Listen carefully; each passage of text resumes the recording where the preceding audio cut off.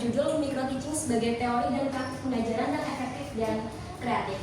Sebelum masuk ke pembahasan tersebut, izinkan saya untuk mengajak teman-teman untuk membayangkan suatu situasi tertentu. Pasti kalian pernah berada pada situasi ketika akan maju ke depan, ya seperti saat ini kita itu grogi atau bingung untuk mulai dari mana dulu, atau bingung untuk berbicara seperti apa. Ya bukan teman-teman? Ya. Pernah mengalami kan? Ya. Nah, pengalaman yang kayak gitu tuh adalah hal yang wajar teman-teman. Makanya pengalaman itu dapat diterapkan dalam dunia pendidikan kita seperti sekarang ini dalam hal micro-teaching yang sebagai dasar bagi calon guru untuk mendidik sebagai guru yang berpendidikan. Adapun daftar pustakanya yaitu Barnawi dan Arifin M tahun 2020 yang berjudul Micro-Teaching, yaitu teori dan praktik pengajaran yang efektif dan kreatif yang diterbitkan di Yogyakarta oleh Arus Media. Adapun ringkasan bukunya, secara garis besar buku ini menyampaikan bahwa micro-teaching adalah metode pelatihan yang sangat penting bagi calon guru karena memberikan kesempatan untuk berlatih dalam skala yang kecil, fokus pada satu keterampilan dan mendapatkan umpan balik secara langsung. Selain itu, buku ini juga membahas dari teori dasar micro-teaching, pelaksanaannya, siklus pengajaran, sistem penilaian, hingga keterampilan dasar dan penerapannya dalam pembelajaran yang sesungguhnya, yaitu dalam konsep macro-teaching. Selanjutnya, kesimpulan per bab atau topik. Yang pertama, bab pertama membahas tentang konsep dasar micro-teaching. Jadi pada bab pertama ini penulis menjelaskan bahwa micro-teaching ini adalah sebuah bentuk pelatihan mengajar dalam situasi terbatas atau dalam skala yang kecil. Tujuannya ini adalah untuk melatih keterampilan mengajar tertentu secara terfokus. Dan dijelaskan pula bahwa micro-teaching ini memiliki karakteristik yang unik, seperti adanya kesempatan untuk mengulang proses, memperoleh umpan balik secara langsung, dan difokuskan pada peningkatan keterampilan dasar. Nah, micro-teaching ini dapat dikatakan sebagai jembatan antara teori pembelajaran dan teori praktek di lapangan. Yang kedua yaitu pelaksanaan micro-teaching. Nah, pada bab kedua ini menjabarkan bagaimana micro-teaching ini dilaksanakan secara konkret. Adapun beberapa keterampilan yang dapat dilatih seperti memberi penguatan, membuka pelajaran, dan mengajukan pertanyaan. Selain itu, dijelaskan juga komponen-komponen penting yang harus ada dalam pelaksanaan micro-teaching ini, seperti guru atau calon guru yang disebut sebagai teacher training. Selanjutnya, pengamat atau observer, siswa atau student, supervisor, dan rekaman pengajaran serta skenario pembelajaran. Selain itu, bab ini juga menekankan pada pentingnya prasyarat teknik agar micro-teaching ini dapat berjalan secara efektif. Dan pelaksanaan micro-teaching ini dilakukan melalui beberapa fase. Ada 3 fase, yaitu yang pertama, mulai dari fase akuisisi pengetahuan, fase akuisisi keterampilan atau latihan, dan fase transfer atau pelaksanaan dalam dunia secara nyata. Kemudian yang ketiga, yaitu bab ketiga, siklus micro-teaching. Nah, pada bab ini menyajikan pendekatan micro-teaching sebagai proses yang bersifat siklus atau terjadi secara berulang. Nah, penulis ini membagi siklus ini menjadi 4 tahap teman-teman. Yaitu yang pertama, plan atau rencana. Jadi guru bakal merancang skenario pembelajaran termasuk tujuan, metode, dan materi serta langkah-langkah mengajar. Yang kedua itu teach atau mengajar. Nah, guru ini melaksanakan pembelajarannya sesuai dengan rencana di hadapan teman sekelas atau teman-teman dalam dunia perkuliahan ini yang berperan sebagai siswa. Kemudian yang ketiga, feedback atau umpan balik, yaitu guru menerima masukan dari dosen atau teman sebayanya, serta replan atau perencanaan ulang, reteach atau pengajaran ulang, dan feedback atau umpan balik ulang. Nah, setiap peran ini memiliki peran yang vital dalam pembentukan kompetensi guru dengan penekanan yang penting untuk refleksi diri dan evaluasi dari pengamat atau pengajar. Kemudian yang bab keempat yaitu penilaian terhadap macro-teaching ini, micro-teaching. Dalam bab ini, penulis mengajak pembaca memahami pentingnya evaluasi dalam micro-teaching. Adapun penilaian yang dilakukan tidak semata-mata untuk mengukur hasil, tetapi lebih mengacu kepada suatu proses. Nah, penilaian ini dilakukan melalui berbagai cara, seperti observasi secara langsung, lembar penilaian, rekaman video, atau refleksi pribadi. Kemudian untuk komponen penilaiannya itu seperti tes dan non-tes, pengukuran, penilaian dan evaluasi.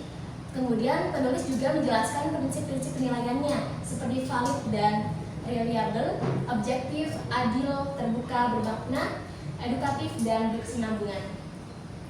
Kemudian bab yang kelima yaitu keterampilan dasar dalam mengajar.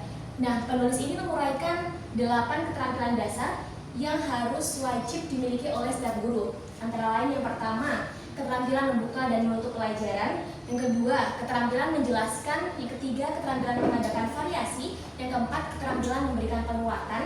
Yang kelima, keterampilan bertanya. Keenam, keterampilan mengelola kelas. Ketujuh, keterampilan mengajar dalam kelompok kecil dan perorangan. Dan yang terakhir, keterampilan membimbing diskusi dalam kelompok yang kecil. Nah, setiap keterampilan ini dijelaskan secara terperinci, mulai dari definisi, tujuan, langkah-langkah, penerapan, hingga contoh penerapannya dalam konteks micro-teaching. Nah, penekanan ini menjadi inti dari program micro-teaching ini. Kemudian bab yang keenam, yang terakhir, yaitu pengelolaan belajar macro-teaching atau dalam skala yang besar. Nah, bab terakhir ini membahas tentang transisi dari micro-teaching ke macro-teaching, yaitu pelaksanaan pengajaran dalam skala penuh atau besar. Nah, penulis ini menekankan pada pentingnya pengelolaan kelas secara menyeluruh, mulai dari peran guru dalam merancang pembelajaran yang meliputi guru sebagai demonstrator, fasilitator, motivator, pemacu belajar, pemberi inspirasi dan evaluator, pengelolaan siswa, materi, fasilitas, waktu belajar, hingga penerapan keterampilan dalam ruang kelas yang nyata. Nah, bab ini juga menyadarkan kepada pembaca bahwa meskipun micro-teaching penting sebagai pelatihan awal, namun guru tetap harus mampu mengimplementasikannya semua keterampilan tersebut dalam suasana kelas yang lebih nyata. Kemudian, kelebihan dan kekurangan buku. Kelebihan buku ini yaitu ada 4. Yang pertama, struktur materinya itu sistematis dan terarah. Yang kedua, fokus praktis dengan dasar teoritis. Yang ketiga, menggunakan bahasa yang mudah dipahami oleh pembaca. Dan yang keempat, mendorong refleksi dan perbaikan diri. Adapun kekurangan buku ini, yang pertama, kurangnya ilustrasi visual, sehingga kita sedikit para pembaca itu tidak memiliki bayangan secara langsung. Kemudian yang kedua, minim studi kasus dan narasi praktik lapangan. Yang ketiga, belum terintegrasi dengan teknologi pendidikan. Selanjutnya yang terakhir, komentar evaluatif. Nah, menurut saya buku ini sangat direkomendasikan untuk mahasiswa pendidikan seperti kita semua ini, karena penulis juga menyajikan materi yang padat namun praktis, sehingga buku ini itu dapat dikatakan sebagai salah satu referensi kita untuk diterapkan dalam dunia pendidikan keguruan.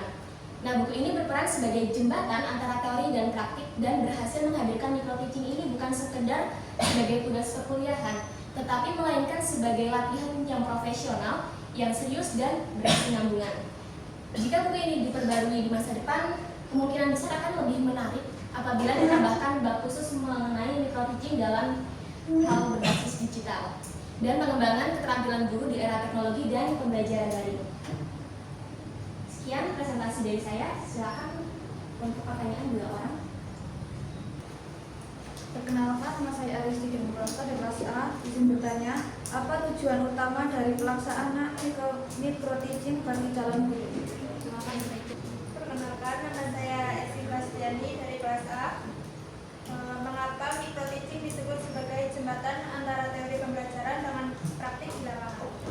Baik, terima kasih atas pertanyaannya. Izinkan saya menjawab dari pertanyaan Mbak Testi dan Mbak Eksi. Yang pertama, tujuan utama pelaksanaan micro-teaching ini adalah untuk melatih keterampilan mengajar secara fokus dalam situasi tertentu. Nah, dengan begitu calon guru seperti kita ini dapat menguasai satu keterampilan tertentu secara optimal sebelum mengajarkan dalam dunia secara langsung. Seperti itu. Pertanyaan yang terakhir dari Mbak Eksi, yaitu mengapa micro-teaching dikatakan sebagai jembatan antara teori dan praktik di lapangan.